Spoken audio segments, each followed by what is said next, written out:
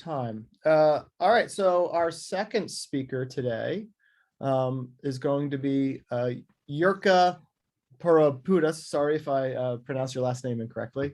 Jirka is Director of Analytics for Sport IQ, which is a Finnish sports analytics company. In 2011, he presented his PhD thesis on air combat simulation at Aalto University in Helsinki. And that same year, he finished an additional master's thesis on Kalman filters and rating of basketball teams. And today, he's going to talk on an extended model for expected threat in soccer. So let's welcome Jirka.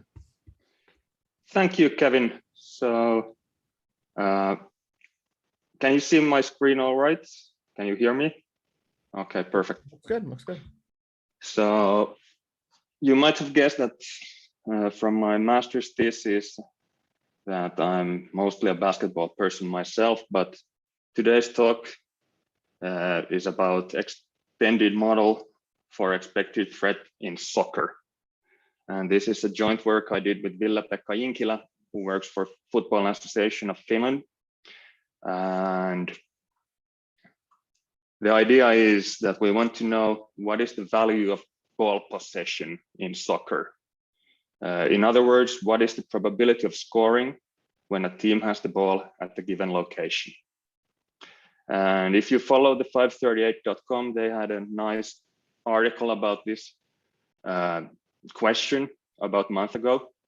They had a nice list of all kinds of soccer possession models and their strengths and weaknesses. And this talk is about expected threat. It's a model that was originally introduced by Karun Singh in a blog post in 2018. And it's based on a simple Markov chain and ball event data. So it doesn't consider the locations of other players except for the player with the ball. And the original XT model is an offensive model, so that it only considers goals scored by the team in possession of the ball and ignores the possibility that the opponent might score at some point. And in comparison with other possession models, it has a relatively short time scope. It only considers the following 5 events. So next 5 events, do you score or do you not? And in short, the XT model tells you the probability of scoring a goal within the next 5 events when in possession of the ball at a given location. And in order to talk about those locations, the field is divided into a grid of locations. And the model considers 2 types of events. First off, the player may shoot at the goal from the current location, or alternatively, they may decide to move the ball into another location. And these decisions are not decisions as such. They're more like random moves, coin flips, and the probability of making either decision depends on the location and can be estimated from real life event data. And if the player decides to shoot from their current location, the scoring probability can be derived from any suitable expected goals model. And the transition probabilities between locations can also be estimated from real life event data quite easily. Here we have the definition of the expected threat in matrix form. This is not something that wasn't on Karun Singh's original blog post, but I personally found it the easiest way to describe this model. Here we have the expected threat, which is a column vector with expected threat values for all the locations on the field. Then we have the column vector xg, giving the scoring probability if the player decides to shoot from any of these locations. And then the player has 2 alternative decisions. They can either shoot or move. and these probabilities depend on the location on the field, and they are collected into these diagonal matrices S with the shooting probability for each location on the diagonal, and M giving the moving probability for each location on the field on the diagonal. And if the player decides to move, then the new location is chosen at random following this matrix PM, which gives the transition probabilities for all pairs of locations on the field. So if the person starts at a given location, PM gives all the probabilities for moving into other locations, and for all pairs of locations on the field. So it's a square matrix. And then the idea here is that the probability of scoring in the following can be divided into two parts: shoot now and score, or decide to move somewhere else, make a random move somewhere else, and then continue to impose this threat on the goal you're attacking towards from the new location. So this definition of XT actually is a tautological one. It involves the XT itself, and the numerical value of XT is solved by iteration. If we want to consider only 5 steps, we start with shoot now and then repeat this equation 5 times or 4 times to get the probability of scoring within the following 5 events. Then here is a screenshot from the original blog post.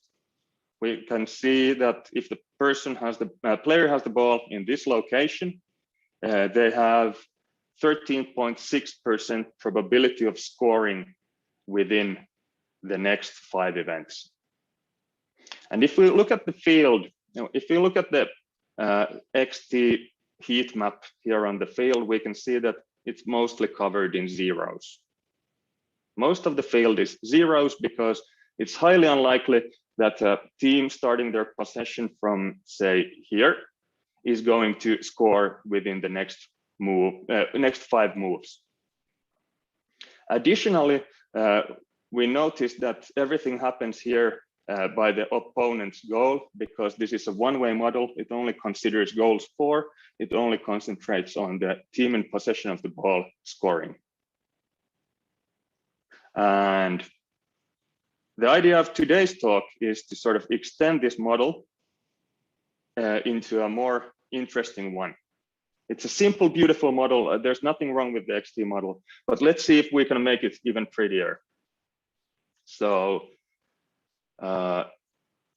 we can make it into a two-way model by adding a third decision for the player. What if you notice that the decision model is now in quotation marks because no player decides to turn the ball over intentionally, but sometimes that happens. So we have 3 alternatives: shoot now, move somewhere else, or lose the ball to the opponent. And all these probabilities depend on the location. And then we have the dynamics of the system. We have the scoring probability if the player shoots from the current location given by the XG model, transition probabilities to move to all other locations, and then the transition probabilities for the moves following a turnover, which are of course not the same as when the player is passing the ball to their teammate. If they're turning the ball over, it's going to the opponent, and of course this future distribution of location is gonna include that into the calculation. And we see that in the definition of the XT model, we add this third term here, where there's the probability of turning the ball over and the ball moving to the next location following a turnover. And then we have the play continuing from that future location with a minus sign. This minus sign is super important. It means that we lost the possession. The opponent has the ball now. If there's going to be a score, it's going to be in our own goal, and this is bad. So the shoe is in the other foot now, and the opponent is possessing the ball. This is a two-way model because now the other team can also score. It's presented by this minus sign here. Additionally, we can divide the decisions into or the moves into other kinds of or subclasses of moves. We can consider short or long moves, or we can consider short or long turnovers. And then we have probabilities for all short moves and long moves, and we have the transition probabilities for short moves and long moves separately. And we can have short turnovers, we can have long turnovers, and here we have the limit for short and long moves at 10 meters or approximately 30 feet. It's a nice radius that we used and got some beautiful results out of it. So now we have this monster of a model. We have turned the beautiful original model into this nasty line of business, and it doesn't really look too good. But then when we look at the parameters of this extended XD model, we get something pretty. For example, if we plot a heat map of the shot probability at different locations when going towards this goal, we can see that the probability of shooting is high in front of the opponent's goal, low in the other end. Makes sense. The XG model here is a simple one. It's just the distance, angle to the goal, and the body part the person uses to shoot. So it's simple. Simple model, but you could use any XG model you want. Just plug it in there. It's important to also note that for a given location, the probability of scoring a goal is just the average of all the XG values for all the shots taken at that location. So these are average XG values for all the shots within this square.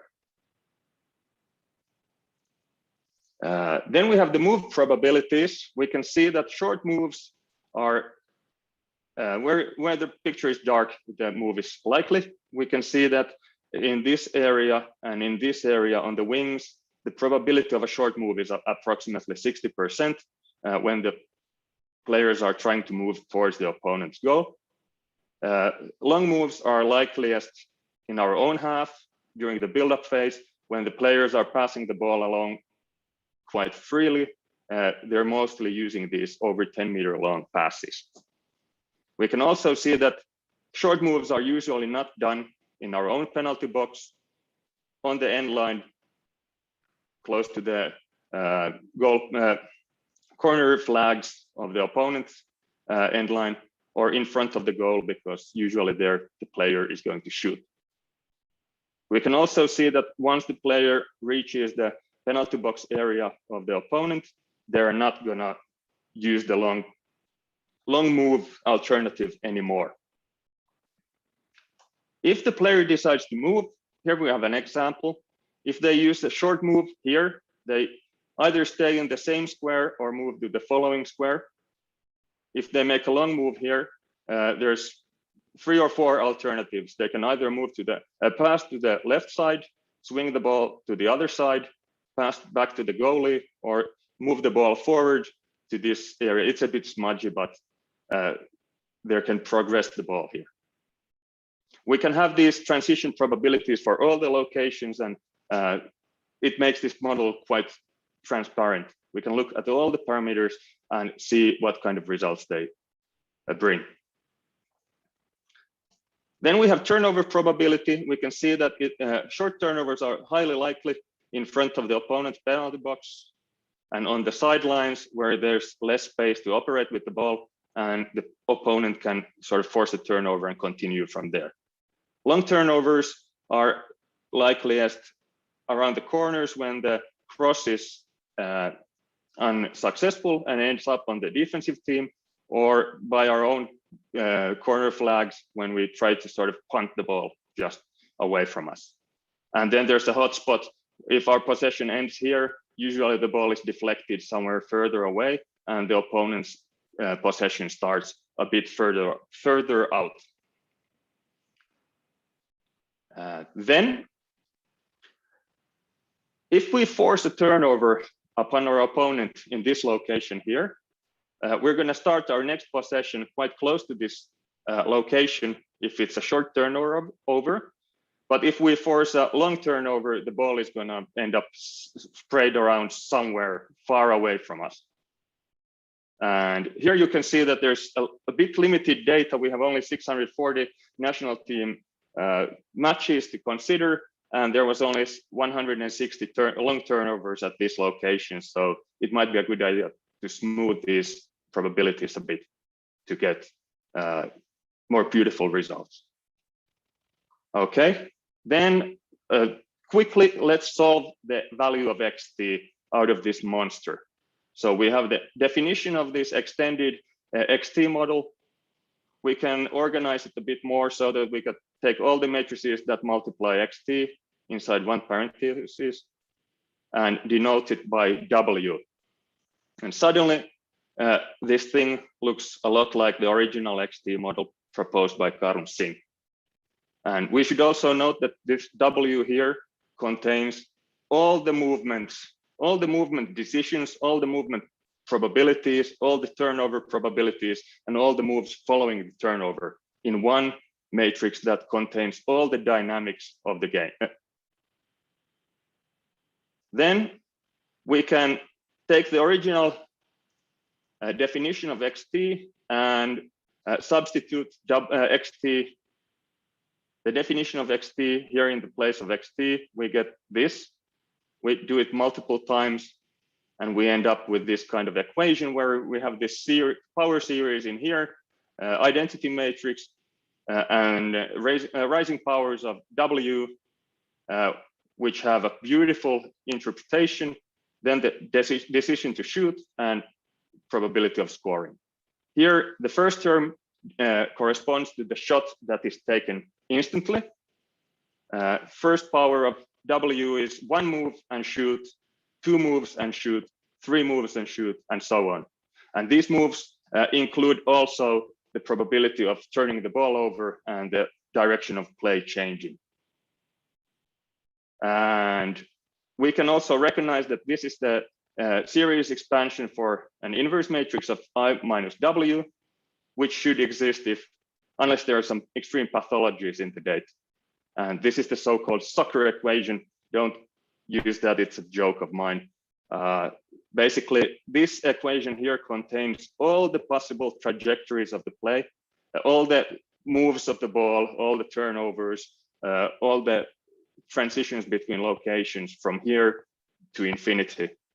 And then we have the probability of shooting and the probability of scoring, and this product of these 3 matrices gives us the value of xt at any location on the field. I think you can see this picture a bit better. This is a rescale of the xt. We can see that the values of xt are highest in front of the opponent's goal, and then they decrease in this fan shape when we move further away from the goal. They reach 0 here around the corners and approximately 30 meters away from the goal. This area here is covered in zeros, as was previously, but now this red box here, these 10 locations inside our own penalty box actually correspond to negative values of xt, meaning that you don't want to have the ball there. It's a good idea to move it away from your own penalty box, which of course makes sense. Then, because we made those more detailed definitions of the possible moves and turnovers, we can also look at the expected values of events. For example, we can decide to shoot here, then we get xg amount of goals, and the expected value of shooting is xg minus xt, the probability of scoring minus the threat we posed while possessing the ball. We can see that expected value of a shot is above 0 here in the penalty box, so the player should shoot, which makes sense. But anywhere else, the expected value of a shot is 0 because the discussion ends at the following shot, and the probability of scoring while shooting from here is extremely low. Expected value of move events is usually slightly positive. So when the team moves the ball a little bit towards their opponent's goal, they're increasing their XT value a little bit. Especially here in the by the corner posts or close to the goal on the end line, it's a good move to give a short pass to your teammate who is in a better scoring position. Also, long moves are valuable if you have the ball on the end line of the opponent's end and you can cross the ball to the middle. You should do it. All these are stuff that come out of that simple model and make sense if you have ever seen a soccer game. Additionally, expected value of moving in front of the goal is negative. You're better off shooting in general on average if you have the ball in here. And the last thing you want to do is make a long move, which is over 10 meters long when you're already possessing the ball in front of the opponent's goal. Additionally, I've heard someone say that the expected cost of turnover is approximately 0 in soccer. Unfortunately, that's not true. We can see that in this picture, dark red is almost 0, and white shades mean that the expected cost of a turnover is highly negative. We can see that it's a bad idea to turn over the ball to the opponent if you are in a scoring position, not depending on if it's a long or a short turnover. Additionally, committing a short turnover in front of your own goal is a bad idea, because the opponent is going to gain the possession of the ball in front of your penalty box or even inside it, and they're going to score at a high probability. So to conclude, this talk presented a way to extend the existing XT models to provide an improved representation of soccer dynamics. And we do it by making the models two-way and including the opponent scoring.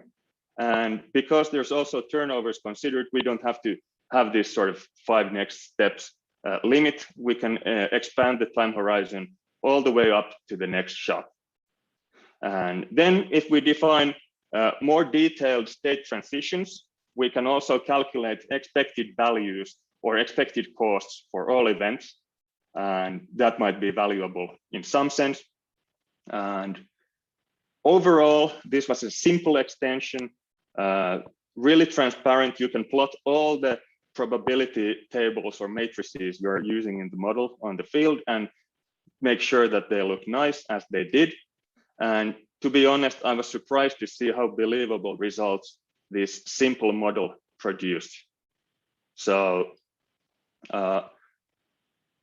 almost all of those things made sense. The only thing was the long turnovers in front of the opponent's goal being really highly likely, but that's because the opponent is going to start their possession 10 meters away if the goalie sort of like blocks a shot or something. Some future work ideas: it might be a good idea to fine-tune the estimation of probabilities. I could do some smoothing on the probability values to reduce noise and provide a bit more accurate results despite rather limited data. I personally do not believe in XT added models where players are given sort of credit for moving the ball, because sometimes they give strange rewards for the players, but at least one could use the expected value of the player's actions as a sort of comparison value.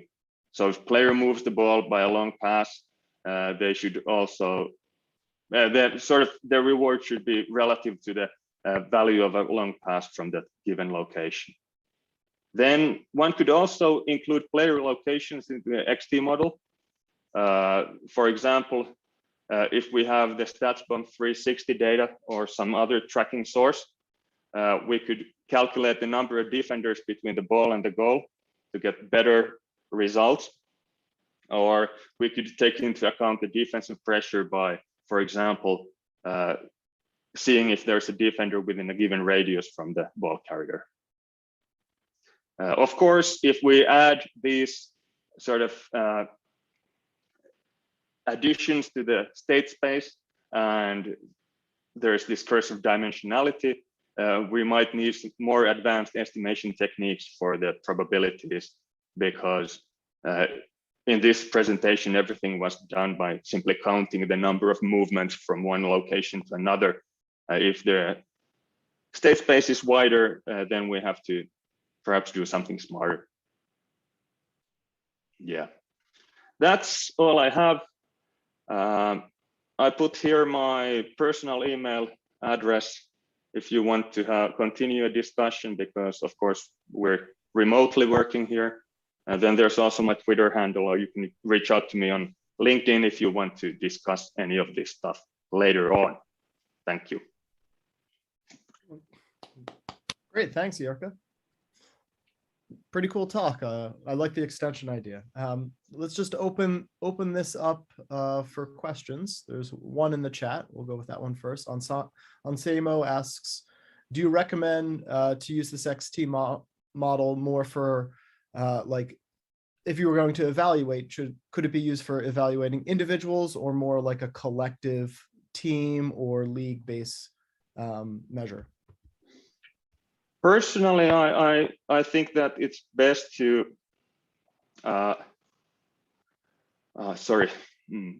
personally, I think it's best to sort of only consider team level actions, because sometimes if you have two defensive players passing or two defenders passing the ball back and forth, one of them might be passing the ball uphill in XT sense, and the other person might be passing the ball downhill in the XT sense. And if they pass the ball back and forth multiple times during the game, during the build-up phase, one of them is going to be gaining XT added value for each pass they make, and their teammate is going to be penalized for passing the ball backward.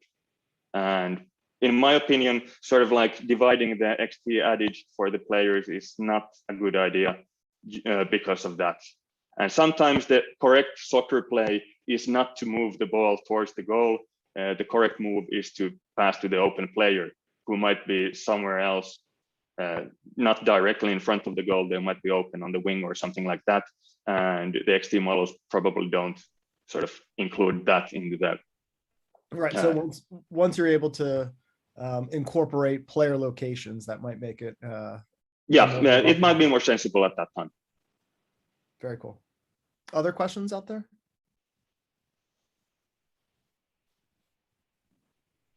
I may have missed it at the very start. A move is both either a pass or a dribble to a new location. Yeah.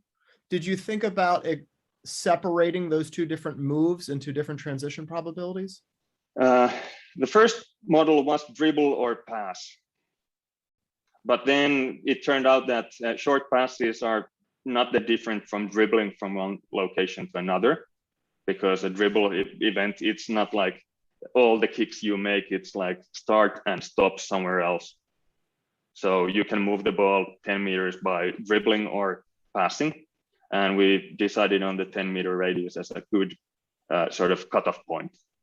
But as an idea, anyone can have their own XG model. I suggest that they build their own XT models also, so that they can include all kinds of dribbles, passes, crosses, whatever, into the model as they see fit. All right, very, very cool. There's one other question in the chat, and we'll end with that, about how would, if you were to use this to evaluate players, how would you do it, or what should you do first in order to do it? I think I would look at all the decisions a player makes, all the moves they do on the field, and compare those moves to the expected value of similar moves on average made from those locations. So if the player plays such a position where they're always shooting at the goal, it's better to consider their performance relative to the XG value of those shots that they take. Or if they're working in the build-up phase in their own end, they probably are not gaining a lot of XT, but that should be also relative to the added XT values given on the expected. Great. If that makes any sense. It does. You always need a reference group. Always need a reference. Yeah, exactly. Yeah. All right. Awesome. Well, thanks, Jirka. Great job.